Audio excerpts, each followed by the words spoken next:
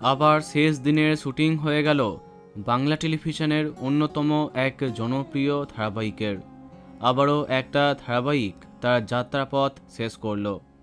পুরনো ধারাবাহিকের পরিবর্তে নতুন গল্প আসে বটে, তবে পুরনো চলতি ধারাবাহিকটি শেষ হলে খারাপ লাগেই।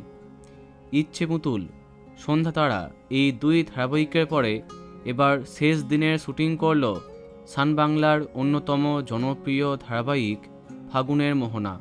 হ্যাঁ, গতকালই সিদ্ধার্থ সেন এবং আনমেরি টম অভিনীত ধারাবাহিক ফাগুনের মোহনা শেষ হয়ে গেল। ফ্রেন্ডস কমিউনিকেশনের অধীনে গড়ে ওঠা এই ধারাবাহিকে একসাথে অনেক জনপ্রিয় কাস্টিং দেখা যায়।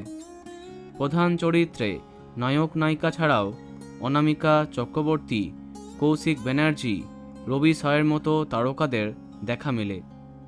কিন্তু গল্প যত এগিয়েছে আস্তে আস্তে আকর্ষণ হারিয়েছে এবং তার সাথে টিআরপি। তাই ফাগুনের মোহনা শেষ করে তার পরিবর্তে একটি ডাবিং সিরিয়াল আনছে সান বাংলা, যার নাম চাওয়া পাওয়া। এদিন শেষ দিনে শুটিংয়ে সবার মন খারাপ হয়ে গেল।